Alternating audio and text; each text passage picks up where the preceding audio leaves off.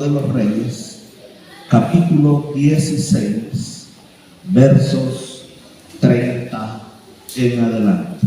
Si lo tiene, por favor, abra su Biblia en el primer libro de Reyes, capítulo 16, versos 30 en adelante. Dice así la palabra del Señor, escuche bien. Y reinó Acab, el hijo de Omri, sobre Israel, en Samaria, 22 años. Y Acab, hijo de Omri, hizo lo malo ante los ojos de Jehová, más que todos los que reinaron antes de él. Porque le fue ligera cosa andar en los pecados de Jeroboam, hijo de Nabat. Y tomó por mujer a Jezabel, que era hija de Ed-Baal, rey de los sidonios. Y fue y sirvió a Baal y lo adoró. E hizo altar a Baal en el templo de Baal que él edificó en Samaria.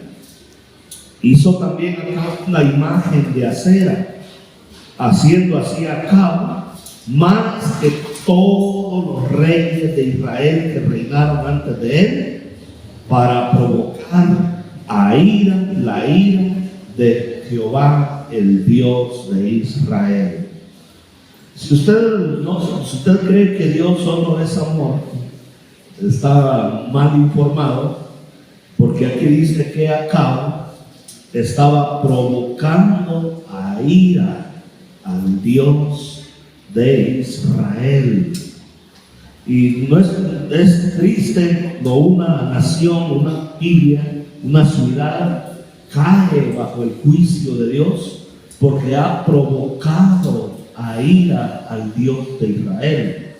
Fíjate que Acab, aunque nació en una ciudad y en una nación donde se adoraba al Dios de Israel, él decidió dar un giro radical y cambió sus creencias. Dio marcha atrás en adorar al Dios de Israel. ¿Y sabe dónde comenzó todo? Cuando decidió con quién casarse. Por eso la Biblia nos dice, ¿verdad? No se unan en yugo desigual con los incrédulos. Porque el cristiano dice, o la cristiana dice, no, es que yo lo voy a cambiar, lo voy a llevar a la iglesia. Tú no puedes cambiar a nadie. Solo Dios puede cambiar la vida de las personas. Y este hombre, siendo un príncipe, decidió casarse con la hija del rey de los sidonios, que era gente ocultista, hechicera y dedicados a la idolatría. Males terribles que importaron y trajeron a la nación de Israel. ¿Todo por qué? Porque Acab, el hijo de un rey de Israel, decidió casarse con una mujer pagana llamada Jezabel, hija de los reyes sidonios. ¿Y cuáles eran las creencias de los sidonios? Ellos tenían dos cultos muy importantes que tenían, ¿verdad?, estos países vecinos de Israel. Y uno de los primeros cultos era a Baal. Baal significa el Señor. Pero escucha bien, el culto a Baal que ellos realizaban, ellos creían que haciéndole sacrificios a Baal. Recuerden cuando el profeta Elías más adelante confronta a los sacerdotes de Baal, ellos estaban ofreciendo un sacrificio y consistía en que se hacían incisiones en el cuerpo, se herían, se sajaban hasta chorrear sangre y danzaban como los danzantes de aquí de Querétaro, ¿verdad? Que fíjate, esos danzantes no creas que es algo bueno. Yo conocí a un líder de los danzantes y él me dijo, es que nuestra meta es danzar hasta caer en trance, y cuando ya caemos en trance nos comunicamos con el mundo de los espíritus, y muchos de ellos son hechiceros. Hay gente que ya va a abrir la boca, ¿verdad? Y se te mete un demonio por estar abriendo la boca, viendo los danzantes, después no te quejes, porque esas cosas son serias y provocan a celos al Dios de Israel. Entonces esos danzantes buscan eso, comunicarse con los espíritus, danzan hasta caer en trance y quedar nervios, y entonces hablan con los espíritus. Y entonces el culto a Baal tenía que ver con sajarse el cuerpo, con derramar sangre. Se cortaban literalmente y estaban ahí danzando y diciendo: Baal, Baal, respóndenos. Pero nadie, y Elías se reía de ellos y les decía: bueno, ¿será que está durmiendo? ¿Habrá ido a tomar una siesta? ¿Será que está ocupado? ¿Por qué no los atiende? Porque en realidad pues estaban frenéticamente en ese lugar adorando. Y por la adoración que ellos hacían, ¿qué esperaban? Baal se le consideraba el señor de las lluvias, el Dios de la abundancia, de la riqueza, de la productividad. Era el Dios de las lluvias y de la fertilidad. Por eso se le llama dioses cananeos de la fertilidad. ¿Qué esperaban ellos a cambio? Que este año voy a tener una gran cosecha porque se la consagré a Baal. Y Baal me va a traer muchas lluvias y voy a tener abundancia y dinero. Y voy a tener mucha lana y muchos animales. Y todo se me va a multiplicar. Y vamos a tener mucha lluvia y una gran cosecha. Yo quiero decirte que nuestro México ha sido bendecido este año. ¿Por qué? Porque hemos tenido abundancia de lluvia. Y eso es bueno, porque hay garantía de agua para este año y para el próximo año. Y Dios ha sido bueno y confiamos en el Señor, que sus ojos seguirán estando sobre nuestro México. ¿Cuándo dicen amén? Denle gloria al Señor, aleluya.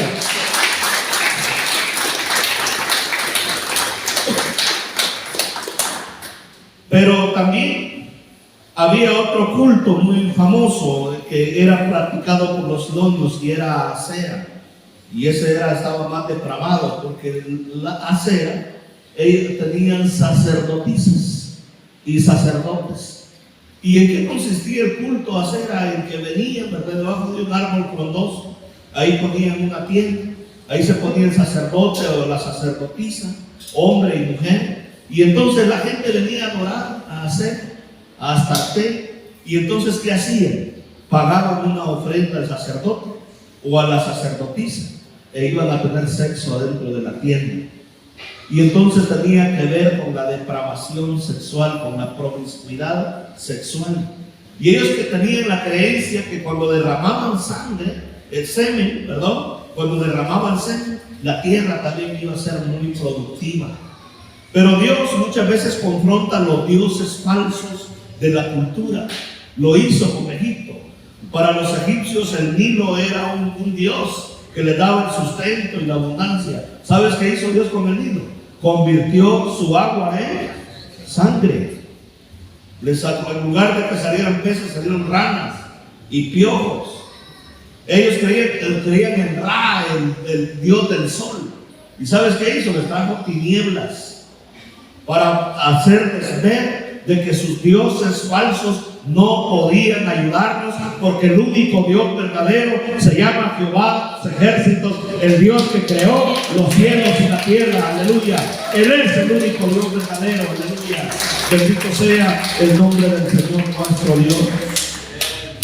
Este hombre con su mujer Jezabel, Acab, se esforzaron tanto en meter la idolatría a Israel que le edificaron un templo a Baal.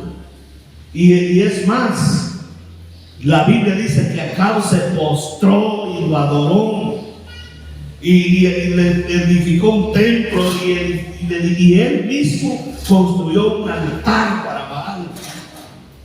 ¿Y sabes cuál fue la consecuencia de eso? Está en el siguiente capítulo, el 17. Mira, entonces dice la Biblia, Elías Tisbita, o sea, él era de Tisbe, Elías Tisbita, que era de los moradores de Galaad. Galaad era una región y ahí había un pueblo llamado Tisbe. Él le dijo a Acab: vive Jehová, el Dios de Israel, en cuya presencia estoy, que no habrá lluvia ni rocío en estos años, sino por mi palabra. ¿Qué le había prometido Acab a la nación? Lluvias, abundancia, prosperidad, bendición. ¿Qué le declaró el profeta? Que no va a haber lluvia durante los muchos años, sino que iba a haber lluvia, sino hasta que él lo dijera por medio de su palabra.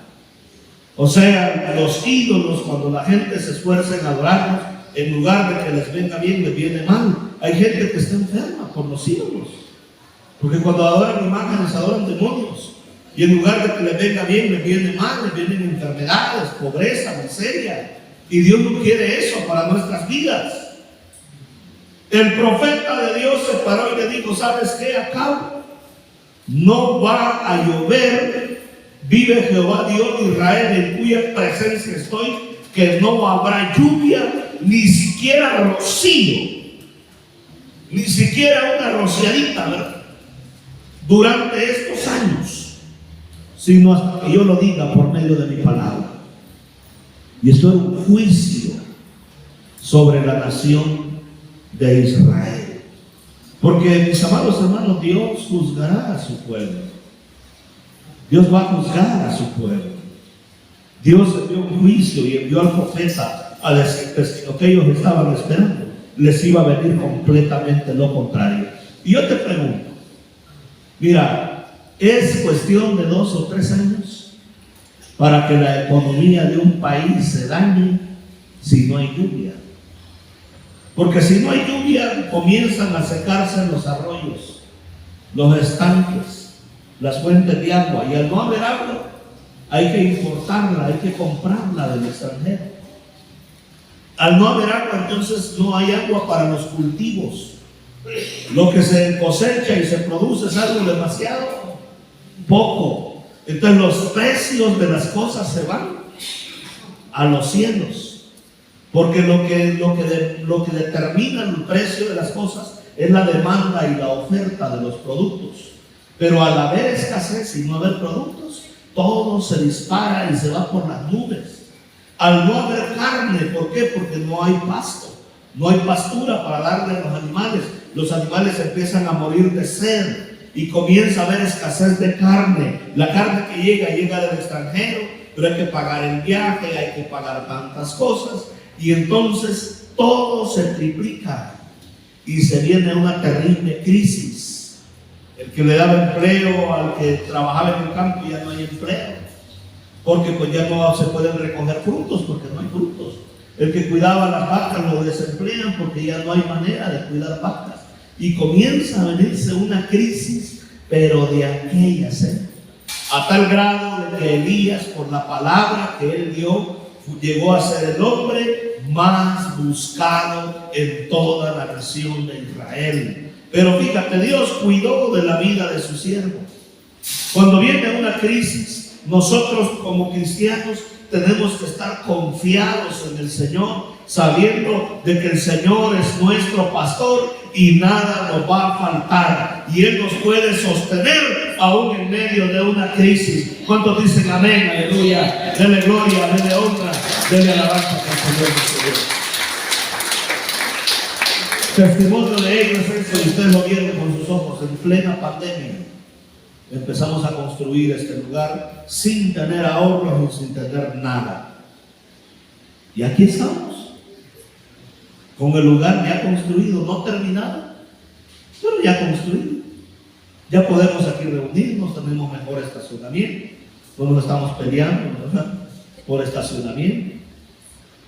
Estamos a gusto, estamos contentos. Un lugar propio para la gloria del Señor. Y en medio de una de las crisis más grandes que ha habido en el siglo XXI, que se llamó la pandemia. Sin embargo, Dios tiene cuidado de su pueblo cuando Él envía juicios y hay crisis. En el verso 2 dice: vino a él palabra de Jehová diciendo: apártate de aquí y vuélvete al oriente y escóndete en el arroyo de Kerit, que está frente al Jordán. Vete de aquí, le dice, hasta allá al oriente, y allá te van a esconder, le dice, en un arroyo del Kerit, un afluente, quizás allá había alguna caverna donde nace la afluente del Kerit, que está frente al Jordán. Es un riachuelo que es un afluente del río Jordán, y hay cavernas, y entonces le dice, ahí te vas a esconder, ahí nadie te va a hallar, porque vas a ser el hombre más buscado en toda la tierra, porque acá le diste en la torre con decirle que no va a haber lluvia, cuando Él les prometió abundancia a Israel, y todo el mundo lo va a culpar a Él, que por adorar a Baal vino esta gran desgracia sobre Israel. Y fíjate qué bonito, porque Dios le dice en el 17:4, escucha bien, le dice: beberás del arroyo, beberás del arroyo. Cuando Dios te da algo, Él te da lo mejor. ¿Sabes tú que el agua que nos venden hoy en día viene ya sin minerales y sin nada? Viene bien filtrada, y es pura agua, puro H2O.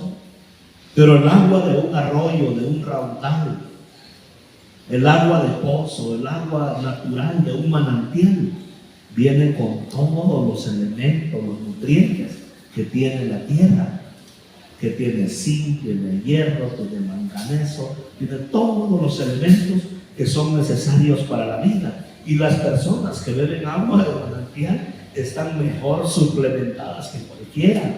El agua de manantial es lo más caro que hay hoy en día. Hay empresas europeas, estadounidenses y aún aquí en México que venden agua de manantial y es carísima. Solo para darte una idea, un litro de agua de manantial es más caro que un garrafón de esos de la marca Cielo, de lo que tú quieras. Un litro es más caro que un garrafón. ¿Por qué? Porque esa agua de manantial trae todos los nutrientes esenciales para la vida y es lo mejor. Y entonces Dios le dijo a Elías: mira, ahí vas a estar bien, vas a beber agua del arroyo. ¿Qué nos da el Señor? Lo mejor, hermano. Agua de arroyo. Y yo le he dado orden a los cuervos, yo les he mandado a los cuervos que te den de comer. Fíjate que algo tan extraordinario, que las aves, en lugar de que Elías alimentara a las aves lo iban a alimentar a él.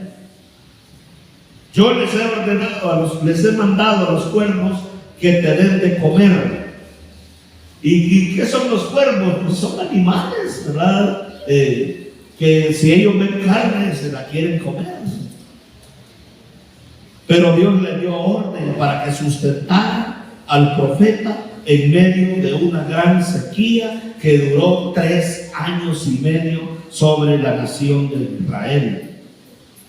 Y él se fue e hizo conforme a la palabra de Jehová, pues se fue y vivió junto al arroyo de Kerit, que está frente al Jordán, y los cuervos le traían pan y le traían carne por la mañana, y pan y carne por la tarde, y él bebía agua del arroyo.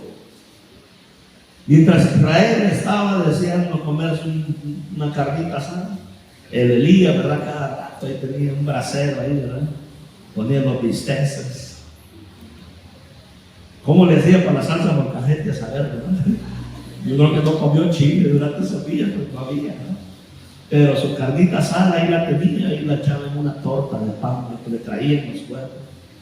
Y el hombre ahí estaba feliz, comiendo, oyendo, ¿verdad? Ese manantial, esa agua, qué delicia.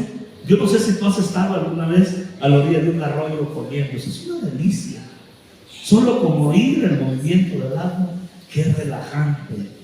Pero después de mucho tiempo, también puede crear fastidio. Porque la prueba también en la vida de este hombre no fue fácil, porque él estaba solo en ese lugar. No podía platicar con los cuervos. Dije: oye, ¿cómo le hiciste para traerme la carne? ¿Dónde la hallaste? ¿A quién le fuiste a quitar el pan, hombre? ¿Cómo le hiciste, cuervo, para traerme la carne? Es años encerrado ahí, metido en una cueva, metido ahí en una caverna en el arroyo de Kerit. Y entonces eso también trae un desgaste emocional en la vida de las personas, porque los seres humanos fuimos creados para estar en comunidad, como seres relacionales. Somos seres sociales, relacionales, y cuando nosotros nos apartamos, nos cohibimos y nos separamos y no tenemos con quién hablar, eso es terrible. Emocionalmente puede devastar la vida de una persona. ¿Sabe que hoy en día hay muchos problemas de salud mental y emocional? ¿Por qué? Porque hay gente que literalmente está viviendo como Elías. No tienen con quién hablar, se han encerrado, están metidos en sus casas. Y yo quiero decirte que eso no beneficia para nuestro bienestar emocional. Hay gente que dice, no, es que yo ya no voy a ir a la iglesia, hoy voy a seguir por las redes sociales, el mensaje. Pero yo te voy a decir, no es lo mismo. Porque es algo impersonal, es antinatural. El Señor dijo, congréguense, no dejen de congregarse como algunos tienen por costumbre, porque ahí en medio de la congregación el Señor nuestro Dios envía bendición y vida eterna. ¿Cuántos dicen amén? Aleluya. Alábenle y bendíganle.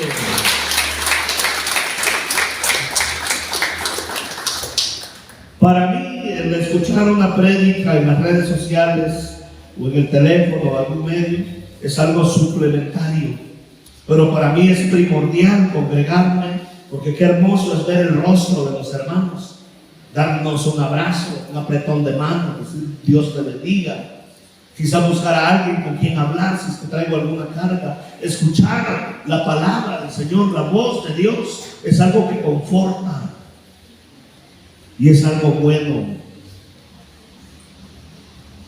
Los cuervos le traían pan y carne, pero pasados algunos días, yo diría años, se secó el arroyo porque ya no había llovido sobre la faz de la tierra. Y ahora el día estaba en problema. Yo digo, ay Señor, cada vez hay menos agua. Pero luego vino a él palabra de Jehová diciendo, levántate y vete a Sarepta de Sidón, otro pueblo vecino, y mora ahí. Y he aquí que yo le he dado orden ahí a una mujer viuda que te sustente. ¿No te parece extraño que los métodos de Dios son casi irracionales muchas veces? Tú le creerías si te dice que las aves te van a traer de comer y que no te preocupes. Y sí, las aves le traían de comer. Y ahora le dice, mira, te voy a mandar y te voy a decir quién te va a sustentar. Te va a sustentar una viuda. ¿Sabes qué era una viuda? Era una mujer que normalmente tenía muchos problemas en los tiempos bíblicos, porque las viudas estaban consideradas dentro de los grupos vulnerables de Israel. Una viuda, en lugar de dar, pues bien necesitaba que le dieran. Ve, le dice, y una viuda te va a sustentar. Y ahí va Elías, ¿no? Agarra camino rumbo a Sarepta, quizás desde Kerit a Sarepta de Sidón son alrededor de 2 días de camino, y tiene que cruzar parte del desierto. Yo te pregunto, después de caminar 2 días, ¿qué tienes? No llevaban ropa ni nada. Venía de una situación difícil. Llega a Sarepta de Sidón y entonces se levanta, se va a Sarepta, y cuando llegó a la puerta de la ciudad, aquí estaba una mujer viuda que estaba ahí recogiendo leña. Y él la llamó y le dijo, te ruego que me traigas un poco de agua en un vaso para que yo beba. Te pregunto, ¿era barata el agua si no había llovido?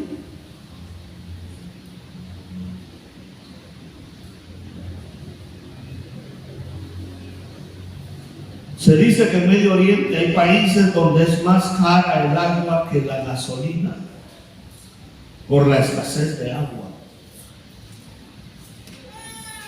Sin embargo, yendo ella a traérsela, él la volvió a llamar y le dijo: te ruego que me traigas también un bocado de pan en tu mano.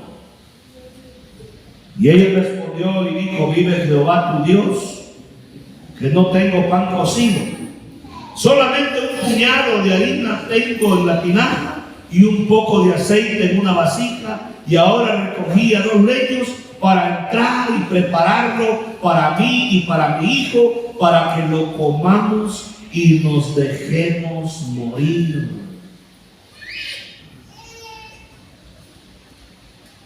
Qué cuadro más difícil. Yo el otro día en una reunión de pastores, estaba ahí una señora que dice que hace ministerio aquí en Querétaro. Y ella me dijo: mire, dijo, en México, me dijo, somos ricos, aquí me dijo, no hay pobreza como la de ustedes, porque vienen de unos países bien pobres y tercermundistas. Le digo, pues, no sé en qué clase de Querétaro vivan, le digo, a lo mejor vives allá, le digo, donde están los ricachones, le digo, vive en Campanario, le digo, o vives en esas colonias donde solo hay gente rica, le digo, porque donde yo trabajo, si hay necesidades, si hay gente que pasa por situaciones difíciles. No, dice, tú estás equivocado, dice, lo más es que querés opacarnos. No, le digo, yo no sé en qué clase de Querétaro tú vives, pero créeme, le digo, que en nuestro medio hay gente que también enfrenta necesidades. Todos pasamos por necesidades, hermano, en algún momento de nuestra vida, de una u otra manera. Jesús dijo a los pobres: siempre los van a tener entre ustedes, y cuando puedan, pues háganles el bien. Lo dijo el Señor Jesucristo. Y yo quiero decirles que cuando menciono esto, es porque muchas veces, cuando estamos pasando por carencias, por dificultades, eso nos pega terriblemente, emocionalmente, anímicamente. Pero ¿sabes tú de que Dios en la Biblia escogió a los pobres para ir delante en el reino de Dios? Bienaventurados, dijo, los pobres, porque ellos serán saciados. Los misericordiosos serán saciados. Y fíjate, Dios utiliza a las personas que tienen pocos recursos para glorificarse por medio de ellas. Dios no lo mandó con el rey, ¿verdad?, de Sidón, y le dijo: vete con el rey de Sidón, ahí hay harta lana, ahí hay mucho dinero, ese no le falta nada, él te va a sustentar. ¿Con quién lo mandó Dios al profeta Elías? Con una viuda pobre que tenía el último poco de harina y el último poco de aceite para cocer una torta y echarse a morir, porque literalmente no tenía más que dar, no tenía nada más para ella y para su hijo, para su familia.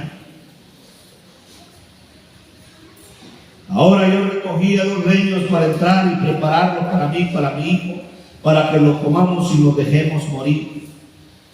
Pero Elías le dijo: no tengas temor, mujer, ve y haz como has dicho, pero hazme a mí primero de ello una pequeña torta cocida debajo de la ceniza. Quizás habían pasado ya 3 años. El pan que le traían los cuervos, ¿sabes cómo venía? Frío. Imagínate todo, de dónde viajaban. Se venía enfriando, ¿verdad? Ya llegaba todo frío o quizás duro. Y el Elías tenía el antojo de una torta recién cocida debajo de la ceniza, recién sacada. El otro día andaba ahí en la sierra y llegué a un lugar donde estaban cociendo pan, pero pan de horno. Qué rico olía cuando nos sacaron en aquellas bandejas, ¿verdad? Yo no aguanté la tentación y le dije, oiga hermana, ¿y no tendrá un cafecito por ahí? Se ve delicioso, que olía, pero rico, ¿eh? Qué rico comerse un panito de esos recién sacado del horno.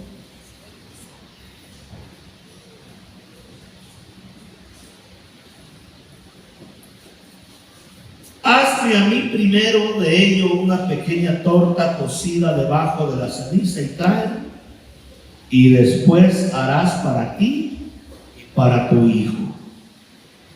¿A quién se le tiene que dar primero? ¿Quién es primero, hermano? Dios es primero.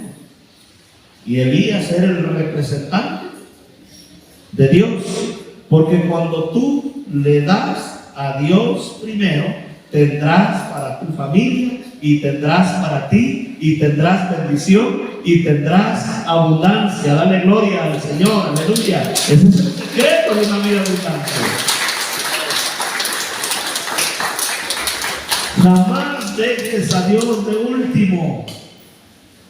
A Dios y a aquellos que sirven a Dios, tú debes de ponerlos primero. Y eso taladra, ¿verdad? Porque ahí afuera me decía un hermano, pastor, dice bien que mis compañeros me decían, ya te pagaron, ya le vas a ir a dejar el diezmo al pastor, ese gordito que está allá. Y él le dijo, fíjate, le dijo que antes yo pensaba como tú, que yo se lo daba al hombre, y vieras cómo me faltaba y andaba prestando aquí y allá. Pero hoy que yo le doy al Señor primero, tengo más bien para prestar, y Dios me ha bendecido. Dios no me ha desamparado. Y tiene que ver con nuestra manera de pensar. Yo te pregunto, ¿a quién vas a poner primero en tu vida? Mira, o te pones tú, o pones a tu familia, o pones a Dios primero. Pero todo aquello que yo pongo por encima de Dios, ¿sabes cómo se llama en la Biblia? Idolatría. ¿Qué es la idolatría? Es todo aquello que yo pongo por encima de Dios. Y hay gente que son idólatras porque son primero ellos, no primero yo, primero mi familia, primero mis intereses. Y eso es idolatría, porque te estás poniendo a ti primero. Pero en el reino de Dios, Dios tiene que ser primero en todo, y amarás al Señor tu Dios con toda tu mente, con todo tu corazón, con todas tus fuerzas. Cuando tú traes la ofrenda a la casa del Señor, estás honrando al Señor nuestro Dios con tus fuerzas, con tu esfuerzo, con aquello en lo cual te has esforzado, y lo estás amando y poniendo a Él primero. Aleluya, amén. Y esa es la manera en que un cristiano tiene que concebir la vida, es poner a Dios primero. Él le dijo, haz como ha dicho, pero hazme a mí primero de ello una pequeña torta cocida debajo de la ceniza. Y es más, tráemela, ni siquiera voy yo por ella, tienes que traerla, porque si no, no es adoración, no es sacrificio. Yo tengo que venir y traerla todavía. Y después vas a hacer para ti y también para tu hijo, porque Jehová Dios de Israel ha dicho así: la harina de la tinaja no escaseará, ni el aceite de la vasija disminuirá, hasta el día en que Jehová haga llover sobre la faz de la tierra. Aleluya, denle gloria al Señor, denle alabanza al Señor. Aleluya. Los que ponen a Dios primero saben esto, dicen: yo pongo a Dios primero, porque el aceite ni la harina van a escasear, porque ni el aceite de la vasija disminuirá, dicen, ni la harina de la tinaja escaseará. O sea, la gente que pone a Dios primero no tiene problemas de escasez, porque Dios es primero.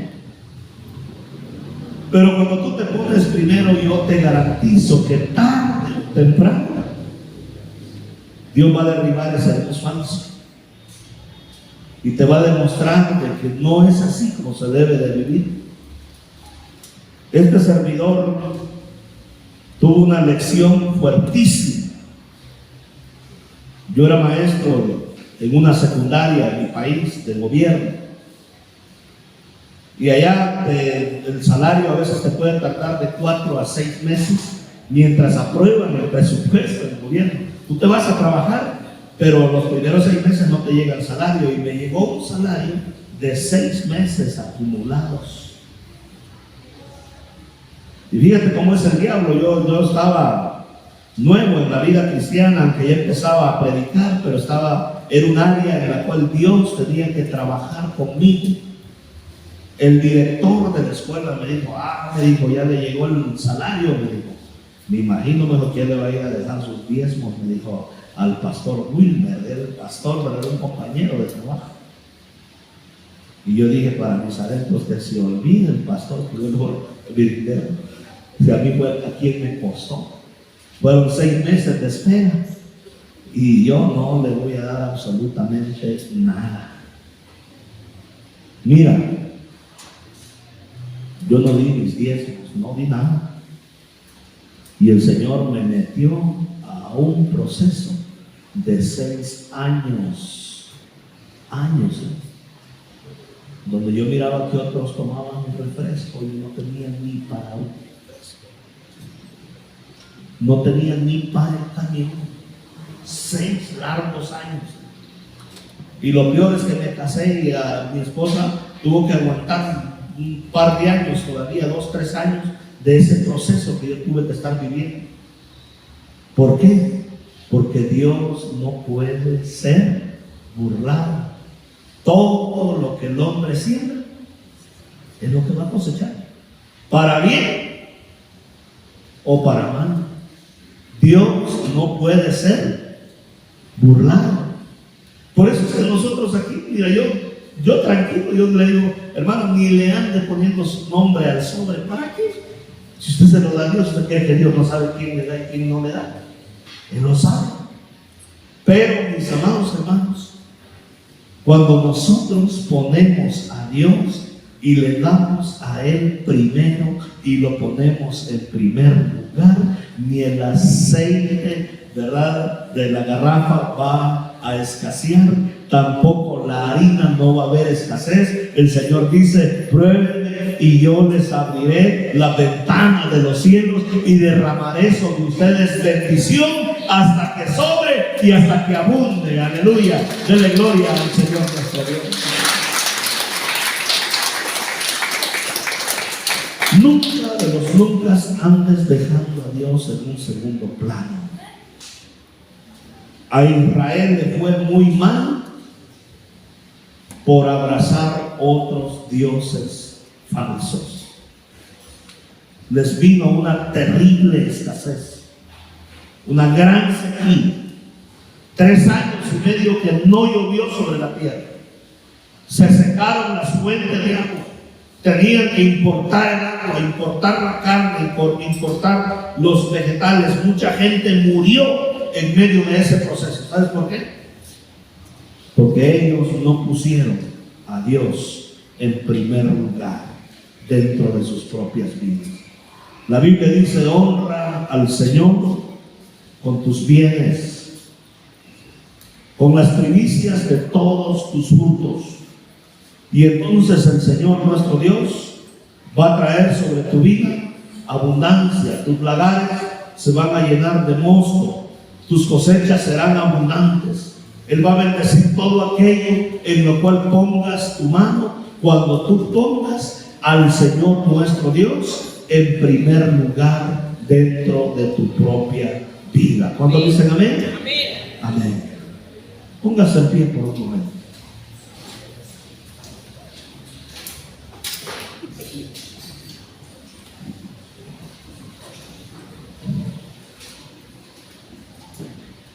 Hay muchos medios por donde se está hablando de que se viene una revolución, como hayan habido varias revoluciones a través de la historia de la humanidad. la revolución industrial en Inglaterra dejó a miles y miles de personas desempleadas. ¿Por qué? Porque la máquina de vapor sustituyó la mano de obra de lo que la gente hacía cotidianamente. Pero hoy en día hay una revolución a nivel de lo que se llama inteligencia artificial y la robótica donde se van a estar automatizando procesos y en donde las personas están siendo relegadas. Si ustedes se fijan, usted va a Bodega Aurrerá o Walmart o Sam's, cualquiera de esas tiendas grandes, ya va a haber menos cajeros. Ya la empresa ya contrata menos cajeros. ¿Y a quién le paga uno? A una máquina automatizada. Ahí te está cobrando, ¿verdad? Ahí pagas. Y ese es un cajero menos, es un empleado menos.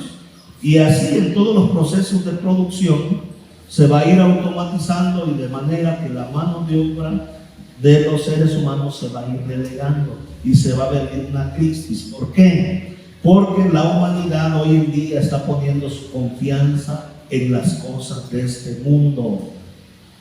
La gente está creyendo, es que yo tengo porque tengo un buen trabajo. Yo tengo porque a mí me va bien, porque la empresa me paga bien. Y esto no es para llenarnos de miedo. Siempre han habido crisis a través de la historia de la humanidad. Pero vamos a llegar a un momento en donde tu confianza en el Señor es lo que te va a hacer valioso. Porque Dios es el que enriquece.